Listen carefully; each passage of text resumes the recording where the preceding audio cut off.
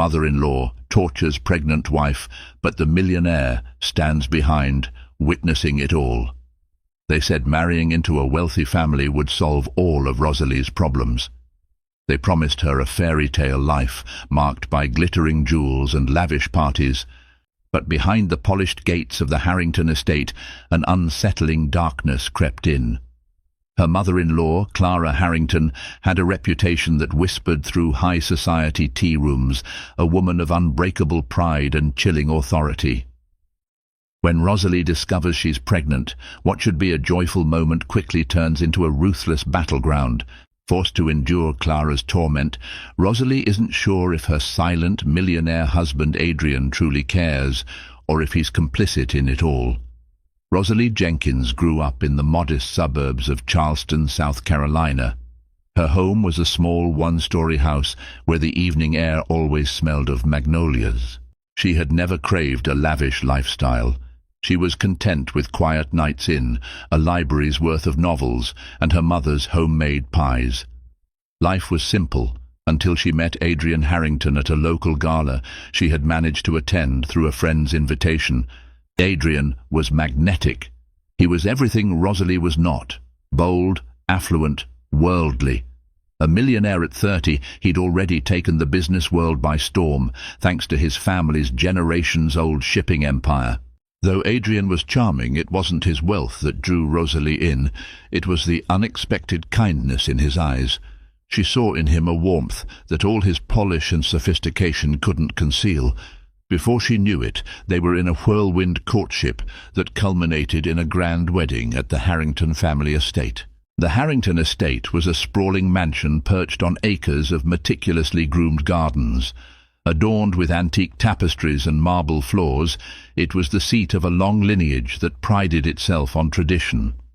At the center of this tradition stood Clara Harrington, Adrian's imposing mother. She had sharp cheekbones, a regal bearing, and eyes that seemed to pierce through anyone who dared to cross her threshold. On Rosalie's wedding day, Clara's face was masked in a carefully practiced smile that never reached her eyes.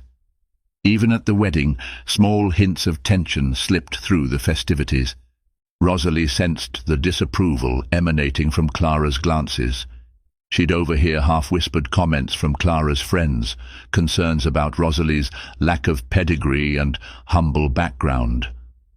Rosalie tried to focus on the euphoria of her marriage, but a lingering dread tightened in her chest every time she locked eyes with Clara. After the ceremony, Rosalie's mother, Margaret Jenkins, confided that she too had caught Clara's pointed stares throughout the event. Margaret squeezed Rosalie's hands, telling her, "You're marrying Adrian, not his mother. You'll be just fine." Rosalie nodded, wanting so desperately to believe it was true. When the newlyweds left for their 2-week honeymoon in the south of France, they experienced something close to bliss. Strolling hand in hand through the narrow streets of Cannes, sailing along the coastline, and sharing midnight conversations beneath the stars made Rosalie believe she'd found her dream. Adrian seemed genuinely attentive, curious about her thoughts, her feelings, and her dreams. In those moments, Rosalie found solace in the fact that, despite Clara's disapproval, Adrian's love felt steadfast. Yet, upon returning to the estate, the bright memories of the honeymoon began to dim. Adrian's business demanded more of his time. He often left early for meetings and returned late at night, exhaustion etched into his features. Rosalie was left to navigate her new home under Clara's watchful eye. The older woman wasted no time setting down rules that Rosalie found stifling. Breakfast in the grand dining hall at exactly 7 a.m. Luncheons with the women of the family's social circle every Tuesday. Absolutely no frivolous guests allowed without prior approval. All the while, Clara's eyes tracked Rosalie's every movement like a hawk circling its prey. During one dinner, Clara made a show of asking about Rosalie's upbringing. The inquiry sounded pleasant enough, but her tone was laced with condescension. "So Margaret was a housekeeper?" she asked, glancing at Rosalie over her wine-glass. Rosalie felt a hot flush creeping up her cheeks. She gripped her fork a little tighter and mustered a smile. explaining that her mother did domestic work to support the family after her father passed. Clara's response was a simple, "How honourable," but the words dripped with disdain. Alarm bells rang softly in Rosalie's mind. Still, she didn't want to let these tensions overshadow her newlywed happiness. Adrian was by her side, most of the time. She convinced herself that with patience, maybe she could gain Clara's acceptance. There had to be some kindness beneath her frigid exterior, but what Rosalie could not fathom was just how deeply Clara's resentment ran, or the lengths to which Adrian's mother would go when she discovered Rosalie was expecting a child. The illusions of marital bliss were about to splinter, and Rosalie would soon find herself standing in the crosshairs of a woman who believed no one was good enough for her precious son. It happened on a Saturday morning. The sky outside was painted in pastel hues of pink and orange, sunlight filtering in through the grand windows overlooking the rose garden. Rosalie had been feeling nauseous for weeks. She had just chalked it up to the stress of adjusting to her new lifestyle and her new mother-in-law's demands. But the faint suspicion in her heart nudged her to see the family doctor, discreetly of course. She didn't want to give Clara any new ammunition to use against her. When the doctor confirmed her pregnancy, Rosalie felt an ecstatic rush of warmth flood her body. She was carrying Adrian's child, a symbol of their love and a new reason to believe in a bright future. She nearly flew back to the estate, eager to share the news with her husband. Adrian was due to return from a business meeting in New York that evening, and she wanted his to be the first ear to hear about the baby. But at the estate, Rosalie's excitement was cut short. She found Clara in the sitting room, casually flipping through a magazine. Almost as if possessed by her good news, Rosalie couldn't resist telling Clara first, her face aglow with happiness. "Mother Harrington," she said, her voice trembling slightly with excitement, "I just came from the doctor. Adrian and I are going to have a baby." Clara's reaction was not what Rosalie had imagined in her mind's rosy fantasies. The older woman's brow furrowed, and a look of cold calculation replaced any semblance of joy.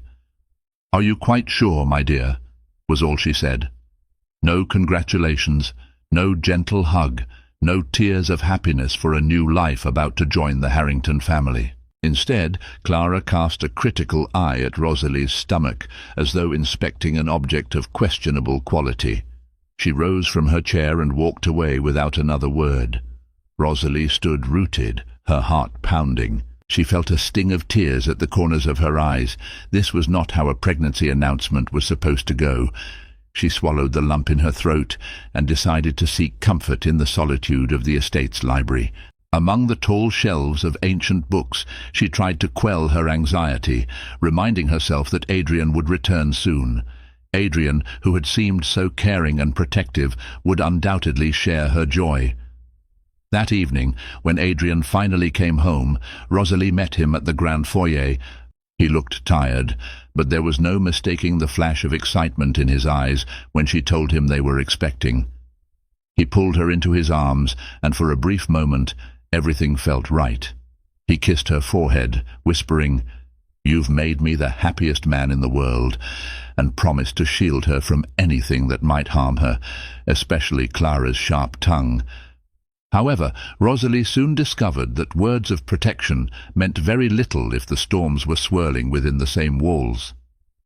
Clara began making subtle, often insulting remarks about Rosalie's health, deriding her as overly sensitive or fragile. She'd question why Rosalie needed more rest than usual, calling her lazy behind Adrian's back. Whenever Adrian was present, Clara feigned politeness. She'd offer Rosalie special teas and vitamins, but it was all an act to maintain the veneer of family harmony. Things escalated one afternoon when Clara walked into the kitchen where Rosalie was helping the staff prepare dinner. In front of the entire staff, she openly belittled Rosalie's cooking skills. "You might want to be careful with those knives, Rosalie. We wouldn't want you harming the precious cargo you're carrying," she said, loud enough for everyone to hear. The words were coated in scorn, aimed not just at Rosalie, but at her unborn child. The staff, devoted to the Harrington family for decades, exchanged uneasy glances. They had never seen Clara act so openly hostile. They had known her as a demanding mistress, but rarely had they witnessed such targeted cruelty. One of the cooks, an elderly woman named Maria Lopez, discreetly wiped a tear from Rosalie's cheek. "I know it's hard," Maria whispered. "She wasn't always like this. But you must find your inner strength, dear." In that moment, Rosalie understood that her life inside the Harrington estate would be a long, lonely battle. Without Adrian to intervene daily, he was increasingly consumed by business expansions. Rosalie would have to face Clara's wrath mostly on her own, but for the sake of her baby, she vowed to stand firm. She believed a child could change hearts, even one as cold as Clara's. Surely, with time,